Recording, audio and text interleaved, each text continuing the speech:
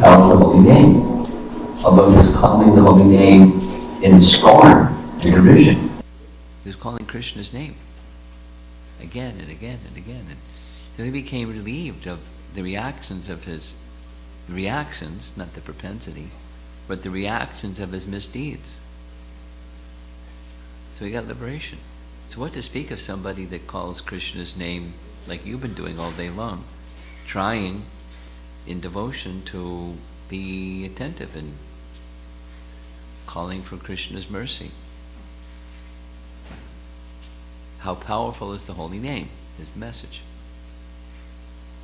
And that message continues from the previous canto, Canto 6, same message. At least particularly in the beginning. The Ajamila story by Ajamila calling Narayana when he was attending to call his son. Although his whole life had been so sinful, he was relieved of his sinful reactions just by even unintentionally.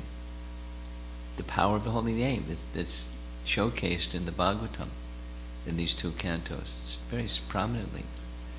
And the second question was, is there partiality or impartiality in the Supreme Lord? Because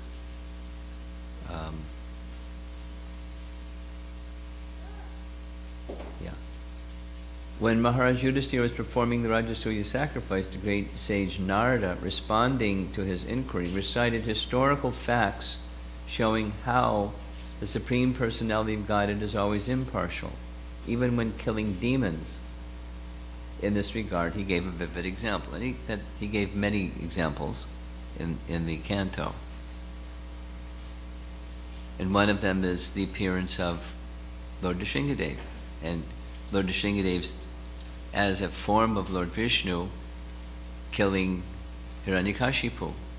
So it looks like, on the outside, externally, it looks partiality. He protected Prahlads and he killed Hiranyakashipu. Looks partial. So is he partial or is he impartial? It starts with chapter 5, 6, 7, 8, 9, 10. It's a long section just describing in response to this question. Because there's many other things than just this one question that's being responded to.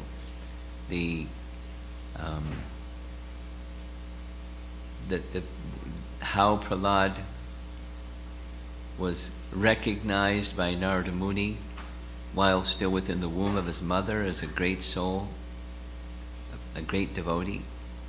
And so he took Kayadu to his ashram rather than having her dragged off by the demigods, long story, to wait for the child to be born and kill the child because he's Hiranyakashipu Jr. And we don't want another one, Hiranyakashipu, around. So Narada stopped and said, no. He's Hiranyakashipu's son, but he's a great, great personality. So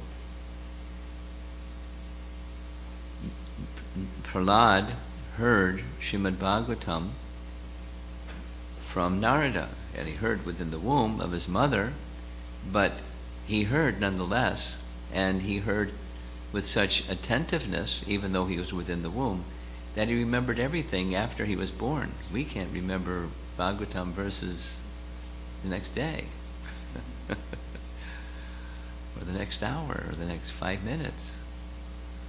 So he was a special soul, even within the womb. And later his mother forgot everything. She heard everything that Prahlad heard, and she was appreciating Vishnu Bhakti, as was Prahlad. But when Hiranyakashipu finished his austerities, she had requested a benediction from Narada Muni.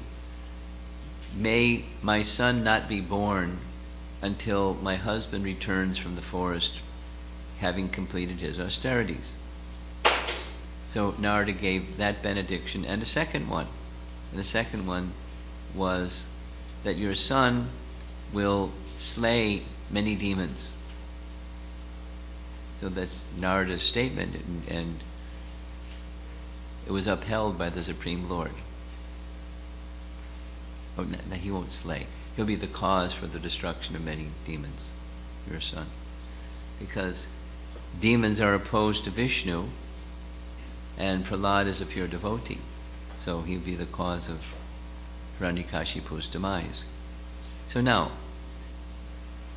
is Lord Vishnu partial or impartial? He protected Prahlad and he killed the Hiranyakashipu. Or Krishna installed Maharaj Yudhisthira, supported Maharaj Yudhisthira being installed as king, and Shishupal was killed. So it's kind of a mystery, but not so difficult to understand, that when Shishupal was killed, he was liberated, which is not ordinary, it's very special. And Lord Nrsingadev, he was relieved of all the reactions of so many bad things. He was a bad person. Tried to kill Prahlad, attempted murder.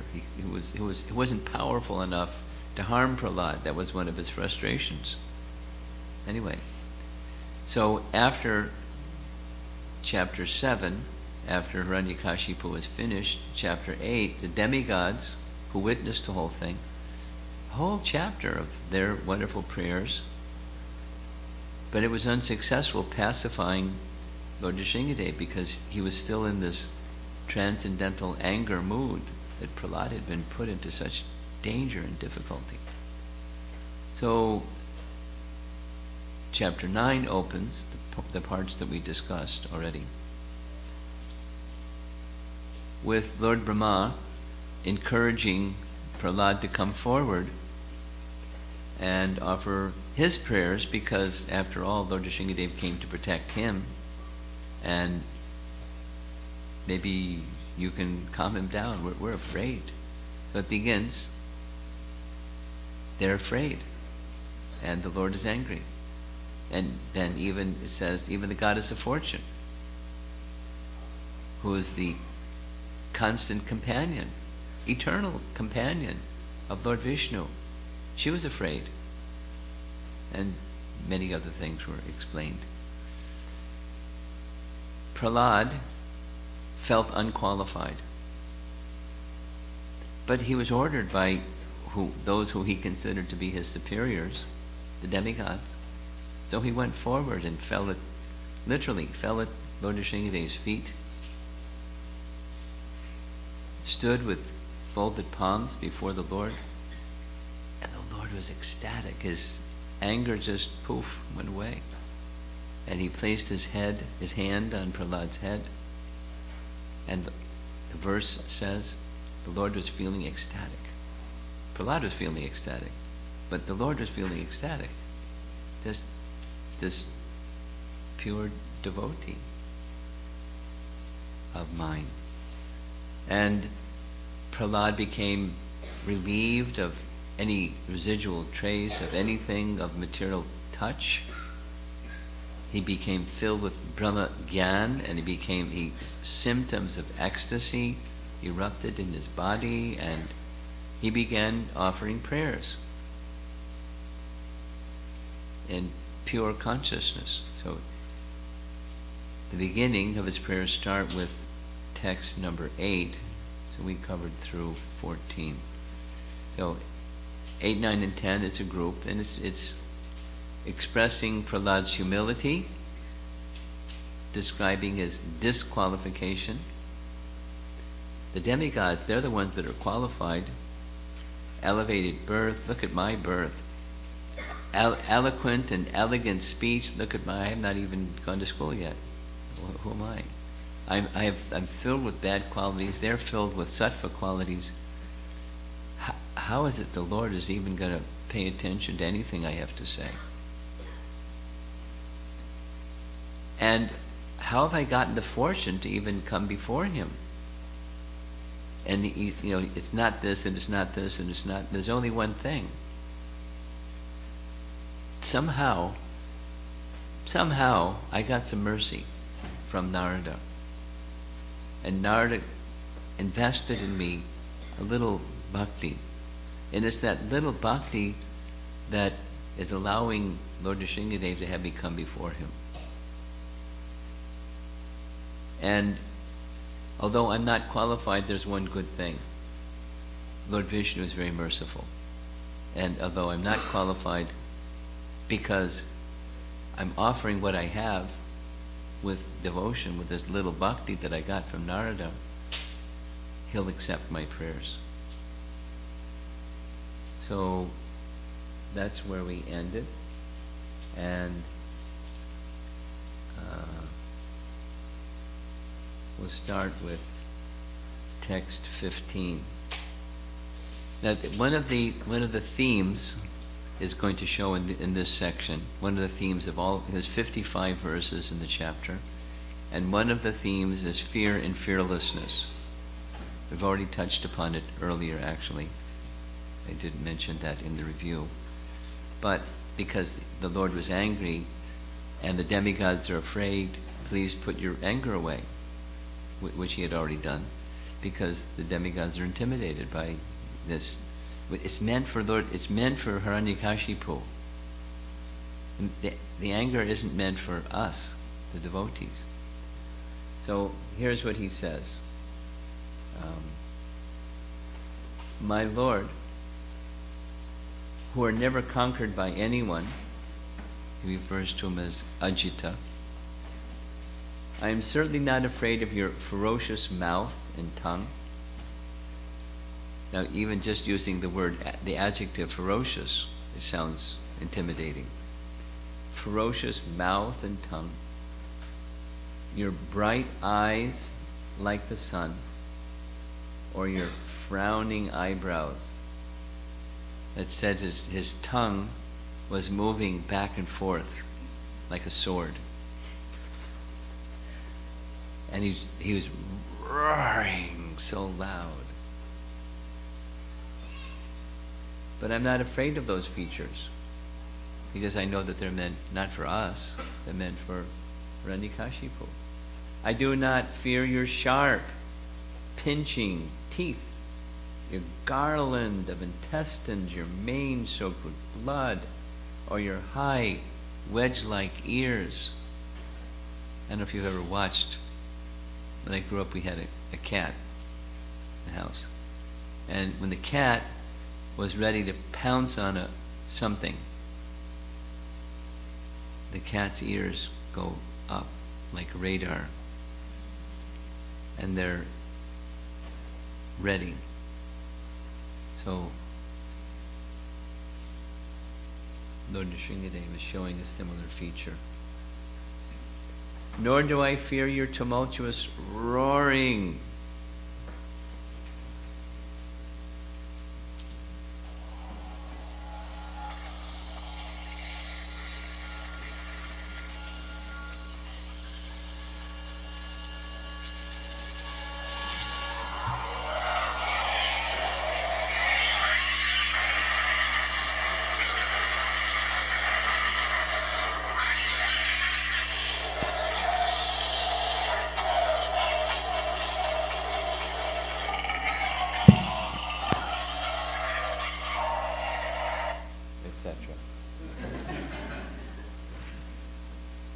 For those temples that have a drama on Lord Nrsingadev's appearance day, this is the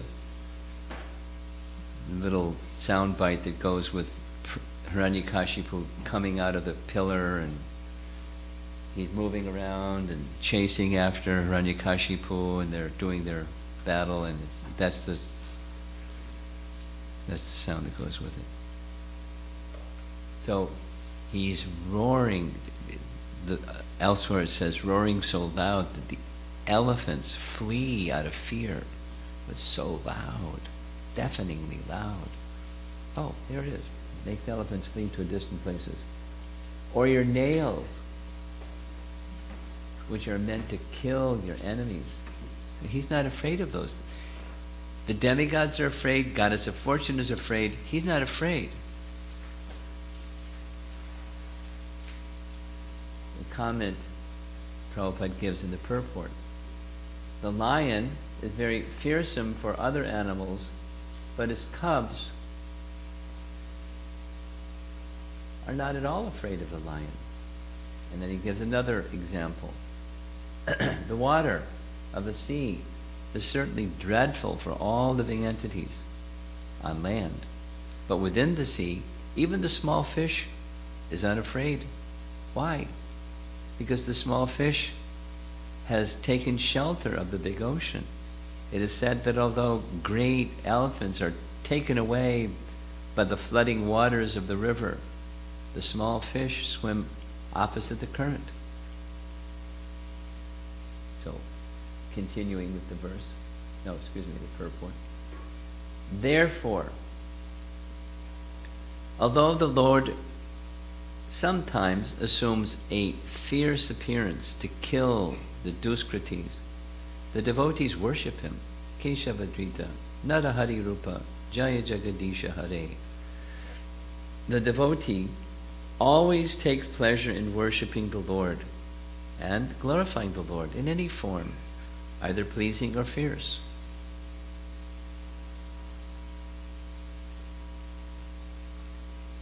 Those that aren't devotees don't get it.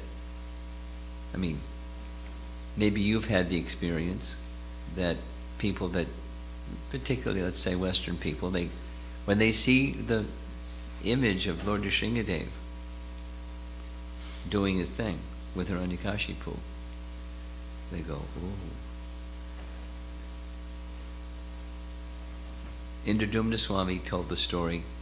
He's from the state of Michigan, mode of goodness family and nice, and he became so attracted to Krishna consciousness, he became a devotee very quickly. And he kept in communication with his parents, but they're wondering, what's up with our son? He's such a nice young man. And so they came to visit him at the temple, and the first thing his mother saw when she walked in the temple room was Lord Nrsimhadev and Hiranyakashipu going at it. And she wanted to know, what's that? Oh, that's God. She went, oh my God. Or something to that effect. How to understand. So text 16.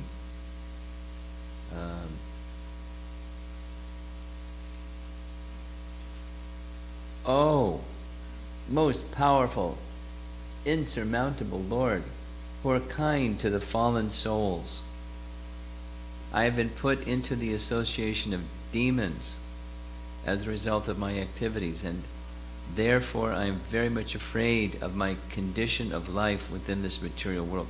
Now he just gave this description of what he's not afraid of. Now he's giving a description of what he is afraid of. He's afraid of the contamination of this material world. When will that moment come? When you call me to the shelter of your lotus feet. He's already at his lotus feet. He fell at his lotus feet, and Lord Nrsimhadev very gently and lovingly picked him up from earlier verses. He's speaking in this humble mood as if he's one of us. We covered this before. Humility is another major theme of his prayers. It's just natural for one who is spiritually elevated. We discussed this. It's one of the features is they're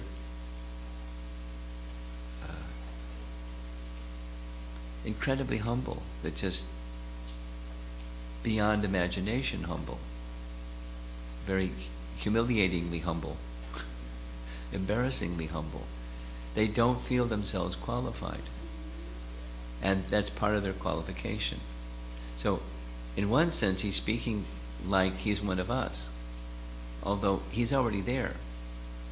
He's at the lotus feet of the Lord. He's being given that shelter. So, our acharyas say his message is, I'm afraid of the bad association, which produces aversion to you. That's Vishwanath Chakravarti Thakur. He's not afraid of the Lord's fierce feature. He's afraid of bad association. Prabhupada's purport. Everyone is put into conditional life according to his karma. Therefore, Prahlad Maharaj, representing all the other conditioned souls, admits that he was put into life among the asuras because of the results of his karma. Now, later, in the 10th chapter, he describes specifically, he mentions that Lord Narayana, he feels great compassion for souls that struggle in this world, dealing with the modes of nature and their fruitive activities. He feels compassion for that unnecessary suffering that they're undergoing, and therefore he sent me, presumably from Vaikuntha, to this realm.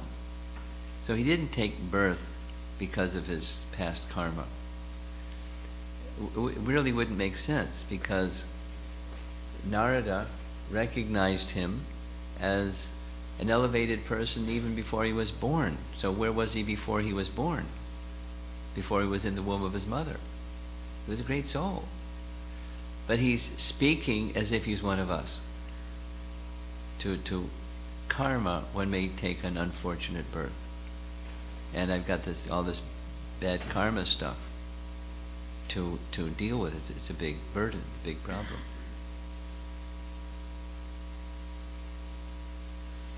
The Lord is known as Kripana Vatsala because he is extremely kind to the conditioned souls. So now this is touching on the topic of, is he equal to everyone or is he partial?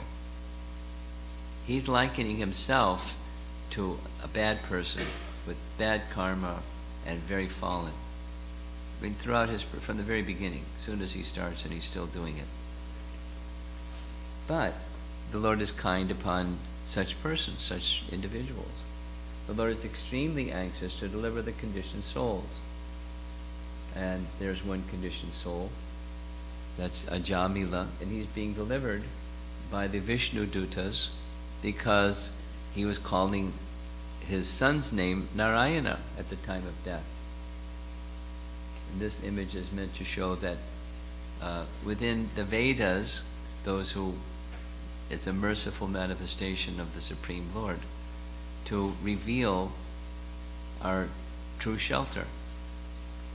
So if we just take advantage of these wonderful literatures, then we're rescued from the material condition, material circumstance.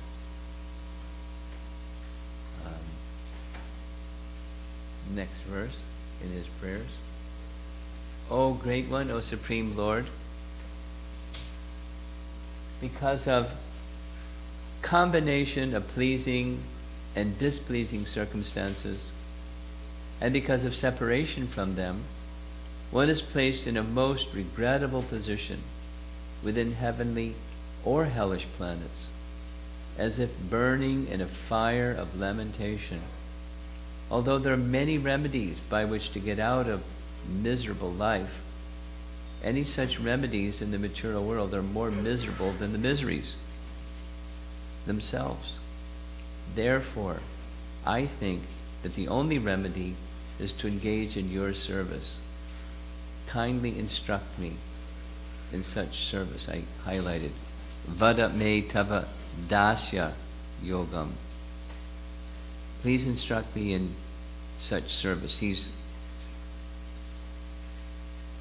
finding, this is part of humility, that he's not finding a hope for happiness in that which is temporary. It was said already when the Lord touched his head, whatever little residual trace of contamination or contact with matter was gone. But he's totally attached to the personality of Godhead and totally detached from everything that's temporary. That as far as he's concerned, whether it's, he'll say further in further prayers, but from the highest, same as Krishna says in Bhagavad Gita, from the highest planets down to the lowest. is problems. Repeated birth and death take place. And in between birth and death, there's old age and disease and other disturbances. So I don't think I want that. I know I don't want that. What I want is your service. And he understands the merciful nature of Lord Sringadev. He wants to benedict him. You want to give me a benediction? Teach me the ways of devotional service. Prabhupada's purport. Material opulence may be somewhat pleasing for the time being, but to come to that position, he had to accept many miseries. Elsewhere, the language of the Bhagavatam is ugra karma. Pungent activities, very, very difficult. Like something that's close to home in New York. Just a little while ago, they had something or other 100th or whatever it was anniversary of the building of the Brooklyn Bridge. It's kind of like a landmark and has its fame. In the course of describing the history of building the Brooklyn Bridge, they revealed many, many hundreds of workers lost their lives just building that bridge. I don't know why that happened, but it happened, and it was really an ordeal. I guess they didn't have technology that spared people's lives or something. So the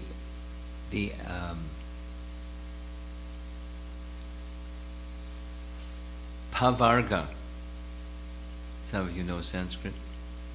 Pa, ma. Yes? No. Some of you know. Pavarga. Okay. That the first one, so the liberation is called apavarga, and material existence is pavarga. And our acharyas have described that each of those pa, ba, ma indicate material activity. So we'll go through it, because I've heard Prabhupada say this probably 50 times. Pa, parishrama, intense activity, hard labor, parishrama. And pa comes from the word, or builds the word fena, or foam at the mouth, like a horse, or somebody that works very hard, very, very hard, very, very hard, non-stop, foam at the mouth. And baha, bondage to that fruitive work, and bhaya, fear, and ma, death. Pa, ba, ma.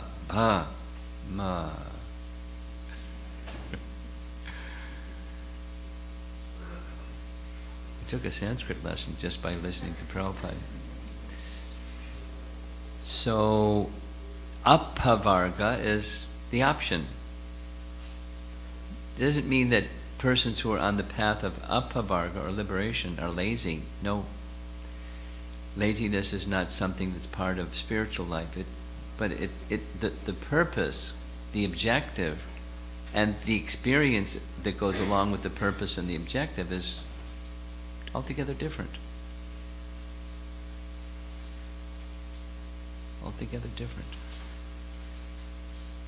Just a little sharing it, because I heard this and I was really astonished. It's cold out, yes? I looked at the temperature this morning was -5.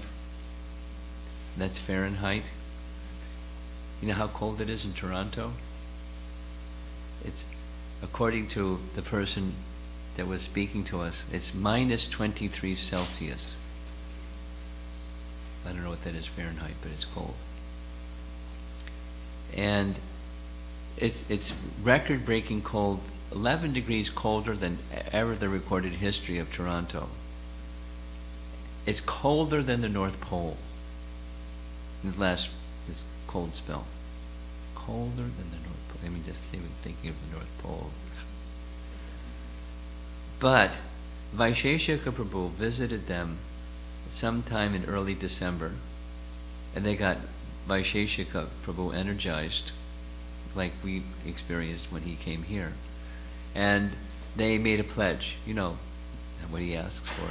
They made a pledge. They would distribute so many sets of Bhagavatams and this and that. So their Sankirtan leader made a plan. There's 50 teams, 50, going out in this colder than the North Pole weather in Toronto. They're doing door to door, so hopefully they'll get inside the doors, extra impetus to get in the door.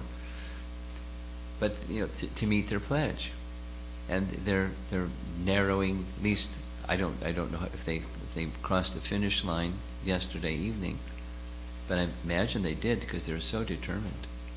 Now, that's painful, cold, biting cold, but they were in bliss. I mean, not because of the cold, but because of that service, and they were using, WhatsApp and it's, hey, we got another set over here. Hey, we got another 2 sets over there, and just, hey, let's keep going. And they were enthused despite the austerity. That's the message I wanted to share. So in the life of devotion, there may be some inconvenience or something, some difficulty that we undergo. But it's like love, like the mother's love for a child. When I look at what mothers do, it's yikes. It's very difficult. Those of you that have children know exactly what I mean, or those that have been mothers. I mean, but mothers aren't complaining. They want another child. They love it, without all the detail. So I look at it and go, yikes. But they, that's happiness for mothers. The cleaning up the messes and the whole shebang. Because of love. It's not pain, it's affection. So a life of devotion brings rising above the duality of material existence, the happiness and distress, the good fortune, ill fortune, rising above even trying to be the enjoyer of the good fortune, because that just leads to getting sucked into the next thing that comes around in the misfortune department, the duality of material existence. Life of devotion lifts one above that difficulty. The fact is that in material life, whether one is miserable or happy, Prabhupada's purport, both conditions are miserable. There's an option. If one actually wants happy, blissful life, one must become Krishna conscious and constantly engage in the transcendental loving service of the Lord. That is the real remedy. That's the message of Prahlad. He's not afraid of the feature of Lord Nrsingadev. He is afraid of bad association that could take away his attraction for the Lord. And he's not enamored by heaven or hell, fear of hell and attraction for heaven, or any other temporary situation. Here's our Acharya Vishwanath Chakravarti Thakur commenting. Lord Nrsingadev to Prahlad, what will you do by serving my feet? Please, enjoy happiness from the wealth of the 3 worlds. Prahlad, I experienced the fire of lamentation through birth, with separation and attainment of wanted and unwanted objects, in all wombs, even in the body of a king, this lamentation is present. But there are many remedies for the fire of lamentation. That's Lord Nrsingadev. The remedy for suffering only produces more suffering by thinking that still I'm happy. Even in the body of a pig, I wander about. Please tell me the method of being your servant. By which method should I attain your service? Please tell the truth. If I have service to you, I'll have no suffering in any womb. It's the, Apavarga. message, the liberation. You know the story of Indra becoming a hog? Do you know that one? You know who Indra is, right? You know who the spiritual master of Indra, his name is? Fantastic. So one time, unfortunately, Indra made a boo-boo. He offended Brahaspati, and he offended him so badly that he cursed him, "You become a hog." And poof, Indra fell to the material world and became a hog. And he was living a hog life because that was the body that he had. And he got a wife, and they had little piglets, and he was enjoying, life in a pig pen. After some time passed, Lord Brahma came and said, "All right, time, you've done your sentence in a pig's body, now you can come back to heaven." And Indra said, "Oh, wait a minute, I have so much responsibility. I have so many piglets to look after, and I'm eating very nicely, and have a nice place to stay. No mortgage, no taxes, everything's fine."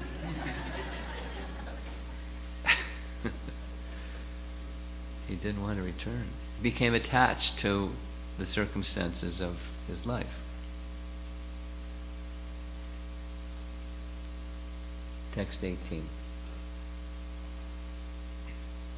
"O my Lord Nrsingadev, by engaging in your transcendental loving service in the association of devotees who are liberated souls, I shall become completely uncontaminated by the association of the three modes of material nature and be able to chant the glories of your Lordship, which are so dear to me.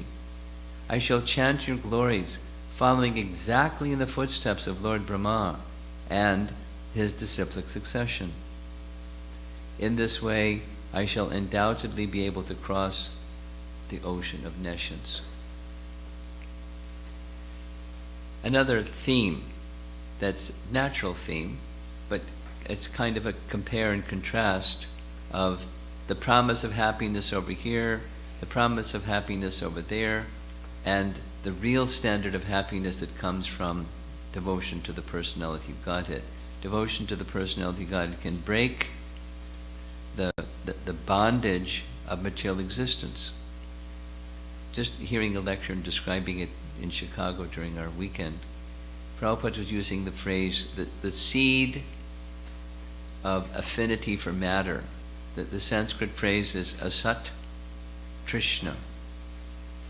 Asat means temporary, and trishna means thirst.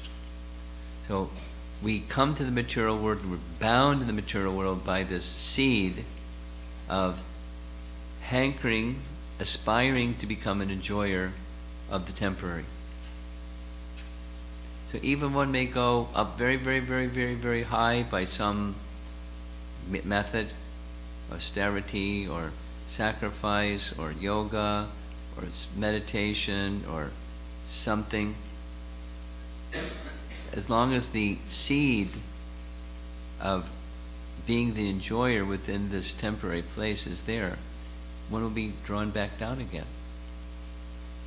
So bhakti, Prabhupada was explaining this so nicely, bhakti is meant specifically to, his language was, crush that seed. Now it doesn't mean your existence gets crushed, your spirit soul doesn't get crushed, but the affinity that binds one to material existence and thus suffering, it's relieved.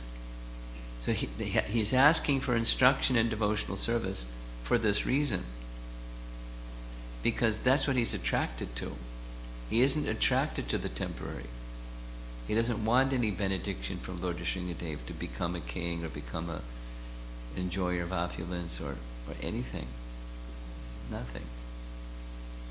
He wants the association of Narada, because that's it's indirect reference, but in your disciplic succession, the disciplic succession of Lord Brahma. Because who is the spiritual master of Prahlad? Narada. And who is the spiritual master of Narada? Lord Brahma. And who is the spiritual master of Lord Brahma? Krishna himself. So he wants that association, because in that association, his aptitude for being engaged in this way will be nourished through that good association. That's what he wants. And then this ocean of nescience, I can cross beyond.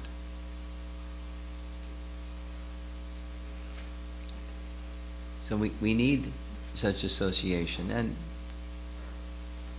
such qualified persons, when they give their association to people of this world, such good fortune.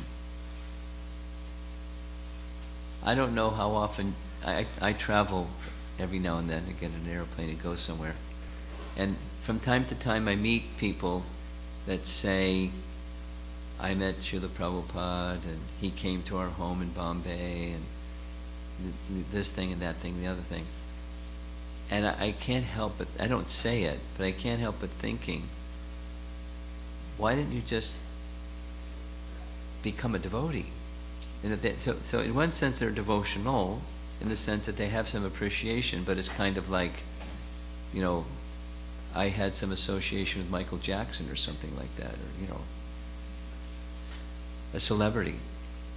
It's not exactly like that, because Michael Jackson was the spiritual person, Prabhupada was a spiritual person.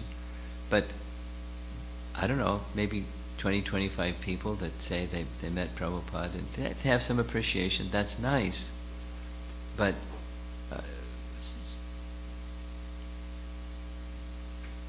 we have said more than just, oh, he was so nice. I'll tell a little Prabhupada story. One Mrs. Major, Jewish lady, had two sons who both became devotees. I don't need to say their names, but she really liked Prabhupada. The first time I met her, I was on a japa walk in Brooklyn, and it was the Brooklyn Promenade. It overhangs the BQE, and you can see the skyline of Lower Manhattan from there. So I was just going for a japa walk with another devotee, and this elderly lady came over to me, and, oh, Hare Krishna, my son so-and-so is a devotee. And then the very next thing is, Prabhupada was such a nice man. I mean, she wasn't a sadhaka, but it wasn't like he took my two sons away. Prabhupada was such a nice man.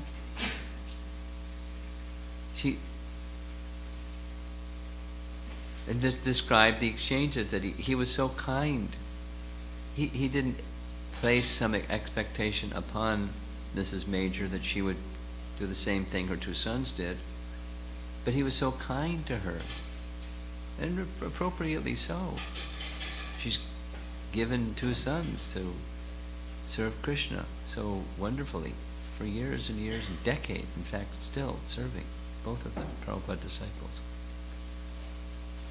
And then I met her one other time, and she didn't remember seeing me, but I remember seeing her because it was the second time, and it's the same thing. Prabhupada was such a nice man.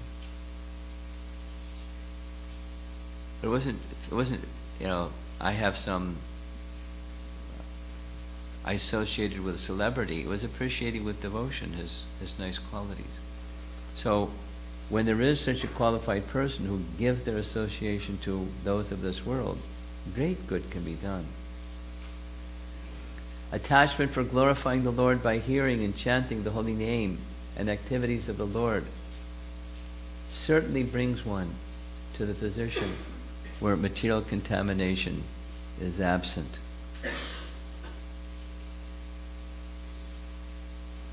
And accepting the thoughts of exalted authorities through disciplic succession is certainly much easier than the method of mental speculation, by which one tries to invent some means to understand the absolute truth. The best process is to accept the instructions of the previous acharyas and follow them, then God realization and self-realization become extremely easy.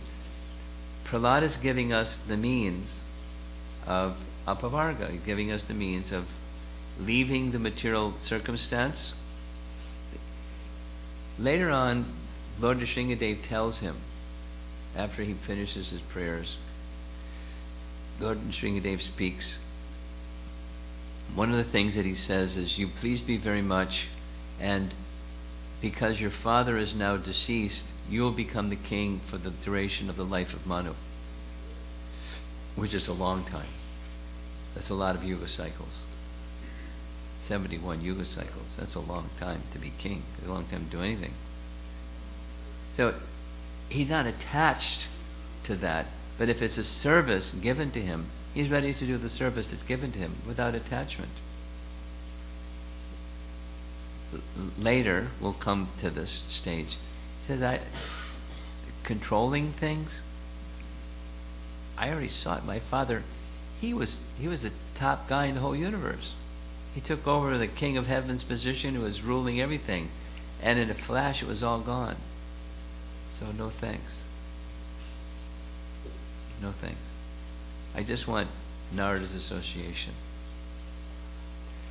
Now, with Narada's association, then one can become detached from nescience and able to serve Krishna in any situation at all, without fear, without affinity for matter, without false renunciation. That's very rare. But the association of such an exalted person is the doorway into that higher realm. And we're almost done for this evening. Vishwanath Chakravarti Thakur comments, though you attain service to me, still you should seek out some other solution for the miseries of material life. This is the rationale of Lord Nrsingadev testing Prahlad. Prahlad reveals some anger. Why are you speaking like this? Your pure devotee is famous as a servant of Narada. I, Prahlad, do not accept gyan or karma like others. Even in my dreams, chanting your pastimes, I surpass the gunas.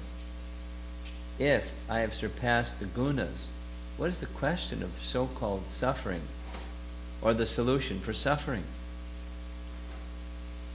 Lord Nrsingadev. But one sees suffering in devotees also. Prahlad, I will quickly, completely cross over the pain of separation from you, attaining direct service to you. Will not be delayed long because of the mercy from chanting about you. I will associate with your associates, whose abodes are the lotuses of your feet, and they will bring me to you. Brahma has also glorified you, because the previous chapter was his prayers. Since these topics are authorized by him, there is definite value for anyone in chanting your glories. You are the master of the devotees, having madhurya, sakya, and dasya rasa, like me. So Prahlad is in this dasya rasa. He wants to be simply engaged in service to Lord Nrsingadev. And he says it later, he only sees the Lord as master. Beginning of the next chapter. I know that you want to give me a benediction. You've already said, because later at the end of this chapter, I want to give you a benediction, ask for something. That please don't ask me to ask for something. And he gives multiple reasons. I'm born in a demoniac family, and if I ask for something, it'll be demoniac, it'll be detrimental to me and everybody else, so please don't even ask me. And then another explanation he gives is, if one asks something from the master, then it's like a merchant. It's a business arrangement between the master and the servant. And similarly, a master that gives awards to the servant is not a good master, because then it simply bewilders the mind of the servant. Because in the real relationship of master and servant, that's our relationship, there's only one thing. You're the master, I'm the servant. There's nothing else between us. I really like it. It's Dasya Rasa. It's like Hanuman and Ram. Hanuman doesn't need anything other than some service, and there he goes, doing the service. That's his happiness. He's just waiting for some word from Ram, some service. There he goes. So Prahlad isn't Hanuman, but the mood is the mood of Dasya. There's nothing else. There's nothing else. Don't ask me to ask for anything. Give me service. Give me the association of Narada, who'll teach me the ways of service. You give me instructions in service. Give me some service. And there's nothing else. It's unmixed bhakti.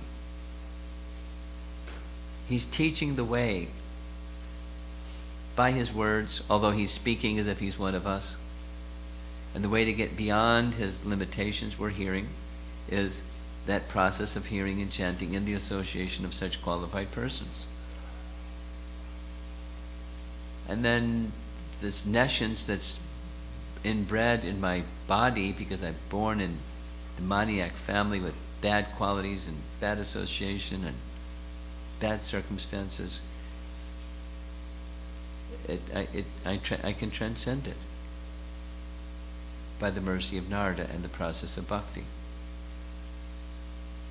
I mean, it's the Bhagavatam's teachings, but we're hearing it right in the form of his prayers. It's really nice.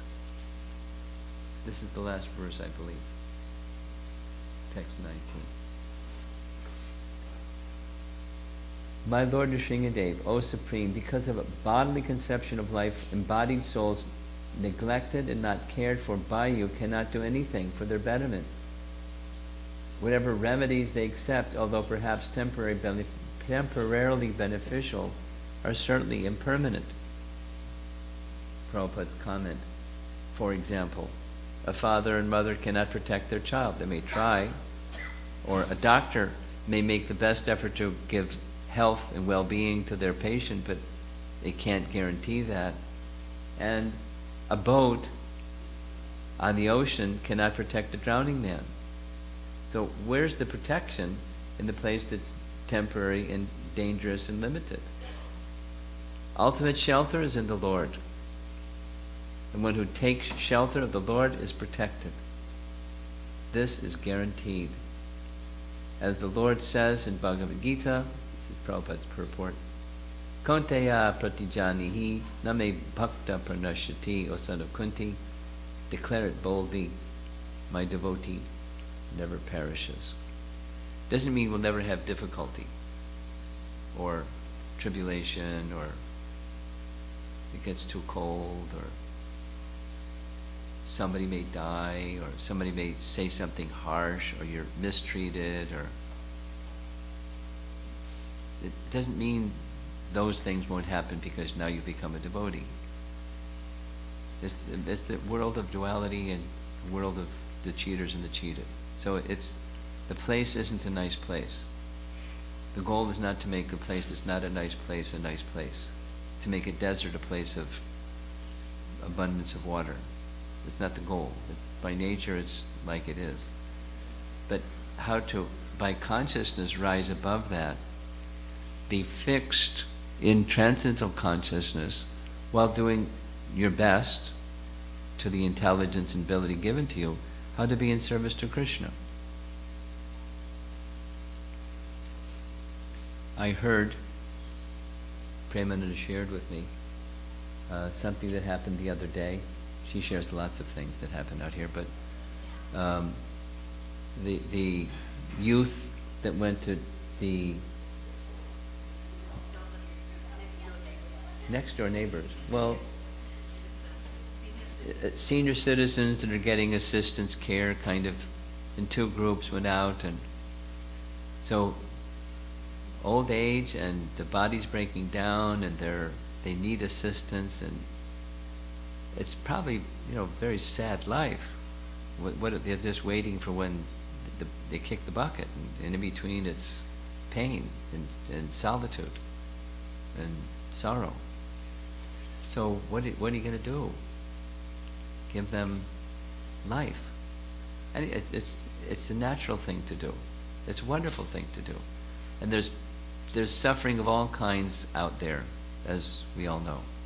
Maybe in your own lives, degree of suffering and difficulty and turmoil and those things.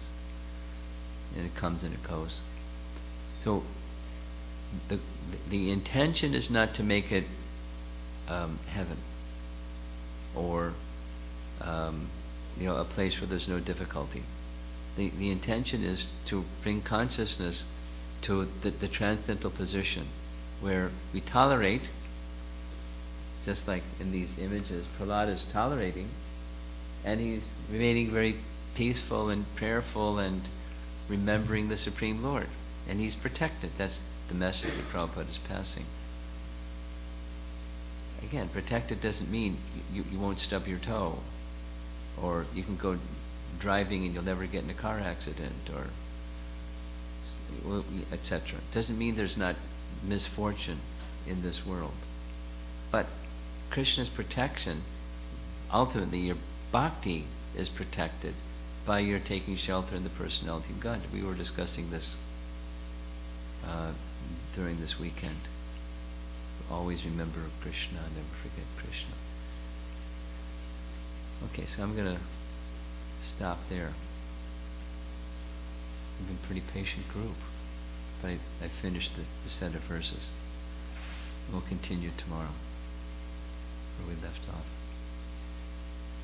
Any comments or questions? Oh. Hare Krishna Maharaj, thank you very much for a very insightful lecture. So earlier in the lecture you were discussing how Prahlad was saying, I'm not afraid of this form, these aspects. Mm. But however, we see the demigods were fearful. They were. Mm-hmm. And they were actually taking shelter of the Lord for protection from Hiranyakashipu. Yes. So what aspect in the demigods made them fearful of their shelter itself? Well, there's a really wonderful transcendental answer. And it's right in the first verse, the word adbhuta. Vishwanath Chakrabarti Thakur explains that the goddess of fortune, it says that the second verse says she hadn't seen that form before, but she's the goddess of fortune. And so Vishwanath says, in previous kalpas, when the Lord appears in this world, she saw that form. And there's the form of Nrsingadeva in Vaikuntha, and she's the goddess of fortune always with the Supreme Lord. So she certainly saw that form. But by the influence of Leela Shakti, he uses the phrase, we would normally say by Yogamaya, potency, she forgot. And she forgot for a purpose. It was to create a mood of adbhuta, or astonishment. And astonishment is one of the 7 secondary rasas. You familiar? 5 primary, 7 secondary. And the way that it works according to nectar devotion, each one of us has a fundamental primary rasa, one of the 5. And there's 7 others that sometimes they become very prominent and they seem to eclipse, overwhelm the primary rasa. And one of those 7 is adbhuta, astonishment. So it's the influence of the Lord's Leela Shakti that the demigods felt what they felt, and the goddess of fortune felt what she felt, because demigods are elevated but not 10% pure, and the goddess of fortune is 10% pure. So her astonishment influenced their mood of astonishment to amplify the mood of love within their primary rasa. A little complicated, but you follow? The simple way of saying it is Yogamaya. Maharaj, in the same lines, maybe you answered the same question. I forgot the details. Was Brahma there? Yes. And now we see that Prahlad is glorifying Brahma as the spiritual master. No problem. Yeah. He is. He's glorious. He's setting the example of glorifying what the reference says. He's glorifying the personality of Godhead. So it's authorized. He's the head of the Sampradaya, of which my spiritual master is his disciple, and he's glorifying you, so that sets the standard. I want to do the same thing. It's elevating, purifying, edifying. I want to be able to do that too. And I want the association of such souls that do that, to train me in that process. Maharaj, thank you. It does set Prahlad apart. Pure devotion is not the same as a position of a demigod. Let's to go from this. There's 7 planetary systems that are upper and 7 lower. So rather than the 7 lower, from this Bhu Mandala, there's 6 more up, and just 2 of those 6 more up is Swarga. And Brahmaloka is at the very top of number 7 of the upper planetary systems. But to go to heaven, or the others, including Brahmaloka, it means there's some material desire. Less in Brahmaloka than here, and less in Brahmaloka than heaven, but some material desire. Because otherwise one would go to Vaikuntha. Prahlad is a Vaikunthavasi. The demigods are not. Even he's the head of our Sampradaya.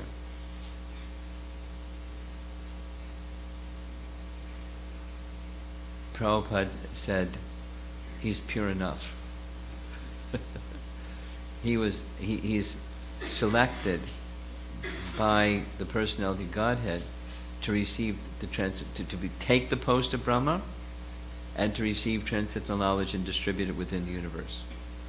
He's so qualified. So we honor him as Prahlad is honoring him. At the same time, we can understand Prahlad is Shuddha Bhakta. He's in this very, very special, he's Vaikunthavasi, very special position. Okay?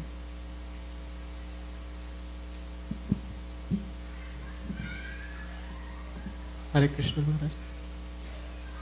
On one of the slides it says accepting thoughts of exalted personalities through disciplic succession saves us a lot of trouble. I got 50%. I'm sorry, I didn't catch the 100%. I'm not able to quote it exactly, but the way I understood is accepting the thoughts of exalted personalities through disciplic succession takes us on the path of spiritual realization. Takes us on the path of? Spiritual realization. Okay. I think that I'm paraphrasing. Okay. How to accept the thoughts of exalted personalities? How to? How to? How to? When there's so much. Where do we get them? No, in the sense how to accept? From your heart. There's so much mental speculation that blocks it. Well, keep trying. That's sadhana. Scrub. Chaita Darpa Namarjanam. Keep scrubbing. Cleansing the heart. You mean chanting? And hearing. And striving to understand. Knowing the limitation you just described. This question that you just asked, you've asked in other ways at other times. It's like a standing question for you. But there's a means of purification. And that we have to start from wherever we are, and we take the means of purification to get to where we want to go. And the means of purification works. Even we have our limitation. Knowing our limitation, it's like medicine from a physician. You have a certain disease. Here's the medicine, here's the diet. Yeah, but I got a disease. I mean, that's your question. Yes, it's recognized. Now here's the medicine, here's the diet. Please take it as prescribed. It works. It's effective to remove not just the symptoms of the disease, but the disease.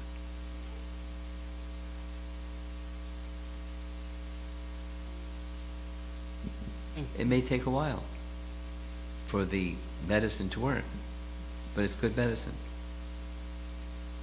A good diagnosis, good medicine. We just have to be a good patient and take the diet, follow the diet, take the medicine. Prashadam part is easy. Okay? Thank you.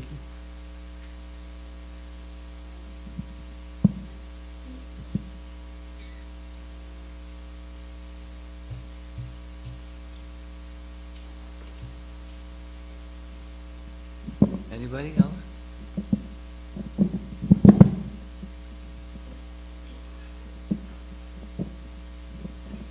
Are we done? Krishna Archana. Over there.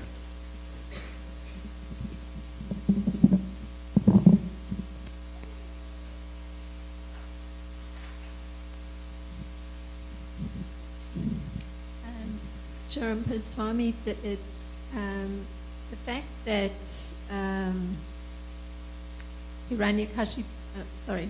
the fact that Prahlad was being offered a material benediction, or it seems something outside the realm of a devotional relationship. So it's and his response was one of anger. So it seems a little unusual that he should have been offered. He's not. He hasn't been offered. He's saying, don't offer me these things, but he hasn't been offered. Would you like, bubble gum, or a kingdom, or something material? He hasn't been offered. Please don't offer me those things.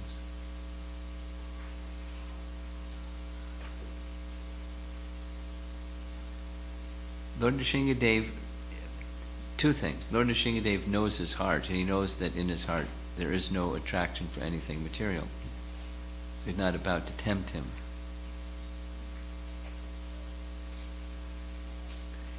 And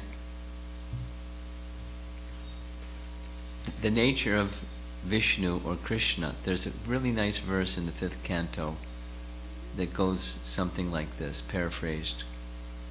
The Supreme Lord says, I'm not such a fool. My devotee comes to me for something material. I'm not give them something material. But even if I do, it'll be done in such a way that they'll never have the desire for that something material again, because I'll give them my 2 lotus feet. It's like Dhruva getting the kingdom. But he gave his 2 lotus feet, and so no longer such a desire, although he had the kingdom, even when he had the kingdom.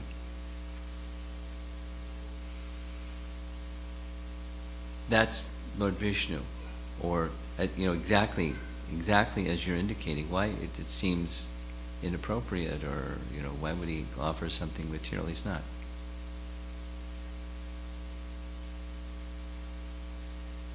Now, there are places that are a little surprising for me.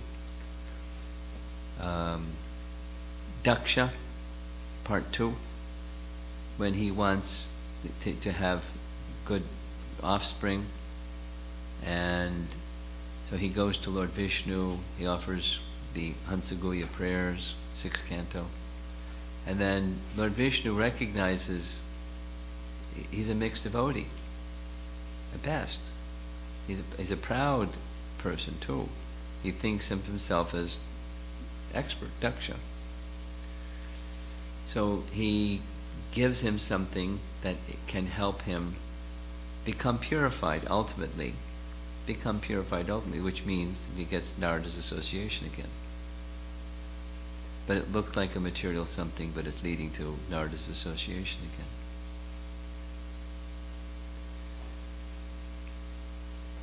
Okay. Anything else? Yes, Premananda.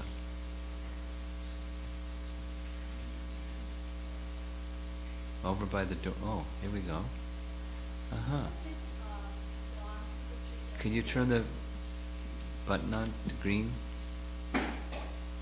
Is it fine? Yeah. Isn't it the answer which you just gave? Personally, if you ask me, I believe, isn't it the earthly desires leads to enlightenment? So if somebody wants something materialistic, so it's absolutely fine to ask for, or if we can get it. Okay. What you're saying is a verse in the Bhagavatam.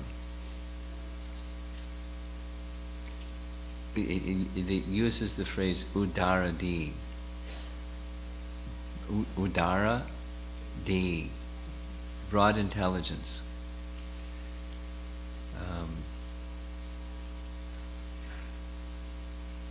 Akama sarvakamo va. Moksha kama udharadi. Tivrena bhakti yogena. Yajeta purusham param. You follow the meaning without giving the word. So, you may be way over here, way over there, way over there. But those who are udaradi, tivra bhakti. So, what's the consequence of tivra bhakti? It's one comes to the position, like Dhruva, one comes to the position, I no longer have this material desire. That's because the reciprocation with Lord Vishnu and with Narada. He became relieved of that, both the material desire and the get-back mentality. Both. Because both are material. He was relieved of them.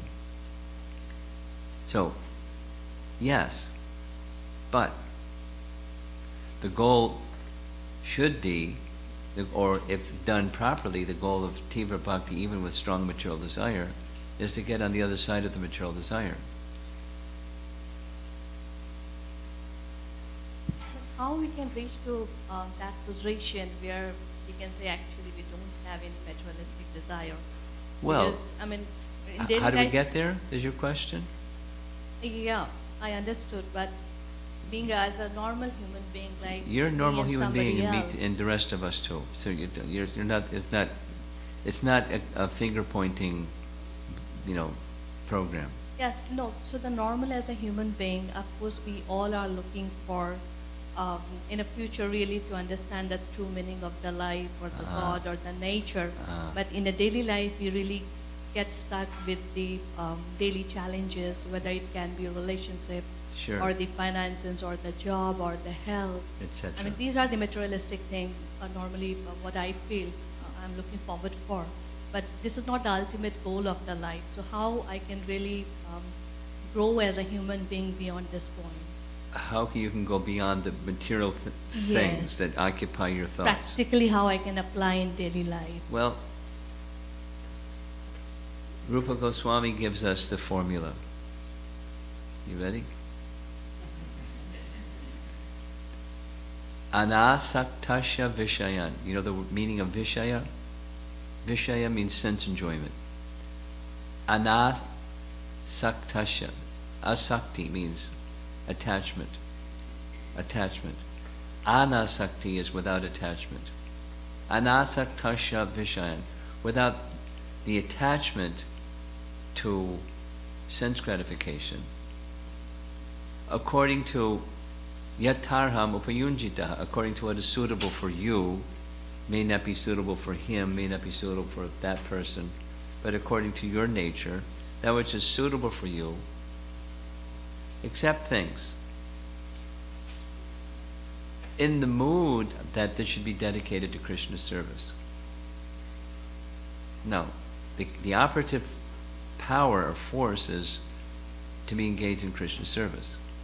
So that comes from association and devotional practices and sadhu sangha and the things that go with sadhu sangha, bhajana kriya, devotional activity.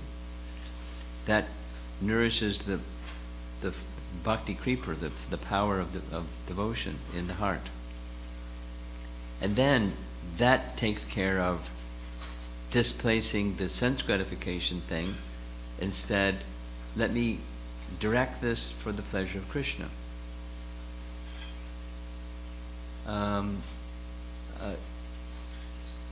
Just take the example of somebody I know who's in the room who has some singing capacity. And it's just a gift that God has given them. Now they could use that, for sense gratification, and enjoy and attract others and go. In fact, Narada Muni, before he became a Shudra, he was a Gandharva in the heavenly planets. And he was very handsome. So he would sing songs so the girls would become attracted to him because he was a good singer. And there was a religious function in the heavenly planets, and he was, doing the woo woo woo girls, singing program. And one of the sages understood exactly his mindset, cursed him, you become a Sudra. You fell from the heavenly realm. So, how to use gifts that God has given us, not for sense gratification, but for service to Him. So that's the practice of sadhana bhakti, daily cultivation of the mood of serving Krishna, and then we take those things that we have and we offer them to Krishna. We don't throw them away. We don't use them for sense gratification. We direct them in service to Krishna. So the focus goes to the cultivation of bhakti. That's the answer to your question. The cultivation of bhakti takes care of the sense gratification part and the false renunciation part. Because, I don't like the entanglement and the pain that goes along with the whole program, so let me make it zero. Let me take that which God has given and offer it to God. Palm full of Ganges offered to the Ganges.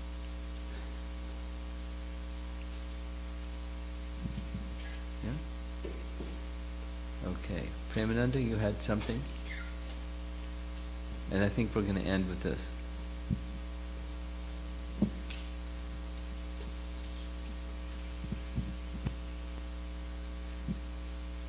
Maharaj, during your last visit, you mentioned about these Paravastha forms of the Lord. Which one? The Paravastha forms of the Lord Nrsimhadev, Lord Ram and Lord Krishna. Okay. And in that context, today when you began your class, you spoke about the situation of Shishupal. It was extraordinary that he got killed and his soul merged into the body of the Supreme Lord. Yeah. And in the Laghu Bhagavatamrita, it is stated that Shishupal was really attracted to the sweet names and also the forms. Even though he carried hatred from the previous 2 lifetimes, he still had he was calling the names of Krishna, and he was seeing the form of Krishna. So is that, and also it is stated that in the form of Krishna there is that all-attractive feature which is always consistently present, unlike the other forms. So is that a combination of those two, which was that exceptional situation in the case of Shishupal compared to his previous 2 lifetimes, when he got killed by Lord Ram or Nrsimhadev? Yeah. Nrsimhadev, yeah. Well,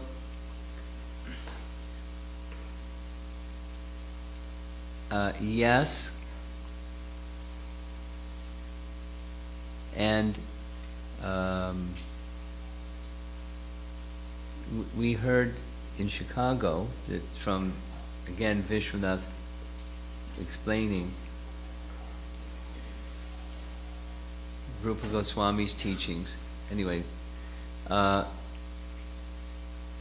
someone that has both scorn and animosity, specifically it's speaking about Shishupal. They may see the Lord, but they can't see him as he is. Only when the mind is fixed can one see the Lord as he is. Otherwise we'll see him in some other way, distorted way. Specific, it's anger.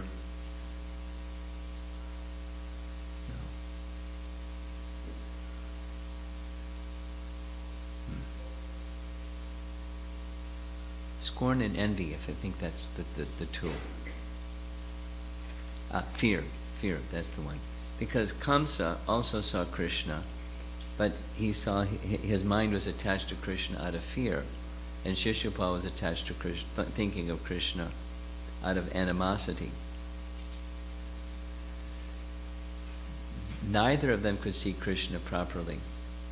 And then he goes the other direction and says from scripture, one can see the form of the Lord when there's this feature of friendliness. So Shishupal didn't have that friendliness or service mood. Therefore, he didn't go directly to the spiritual realm, but this merging became the consequence.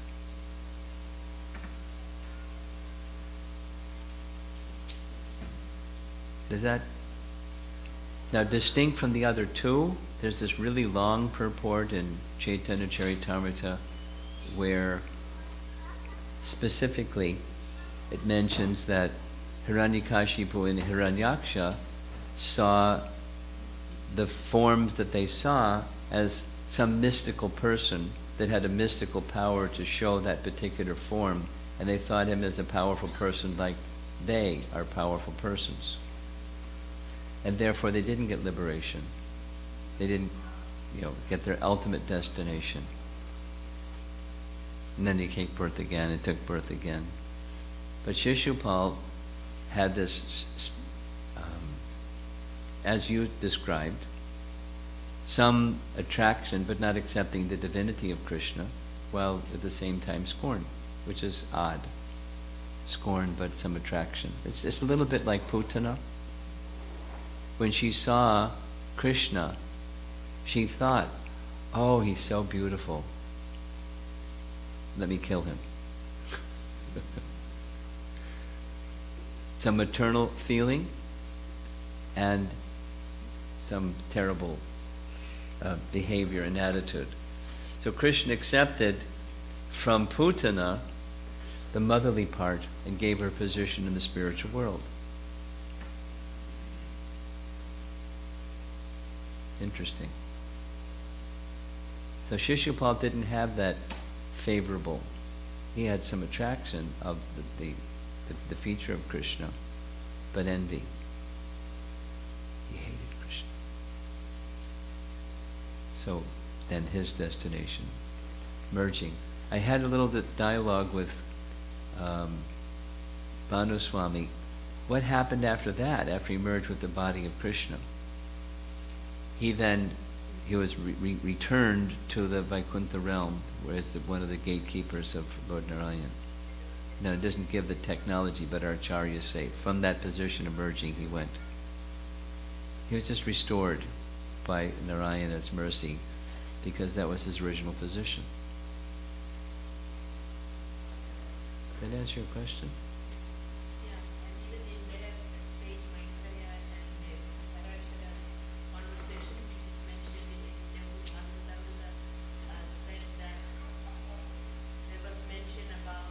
Microphone?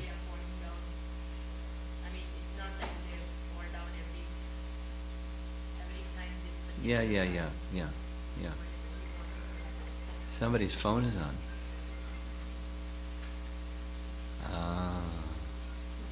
Okay, we'll end there. Thank you all for your patience.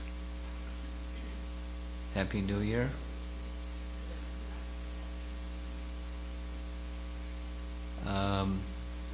Subal, in the car, there's a small roller bag. In the small roller bag, there's some Mahaprasadam. There goes Subal.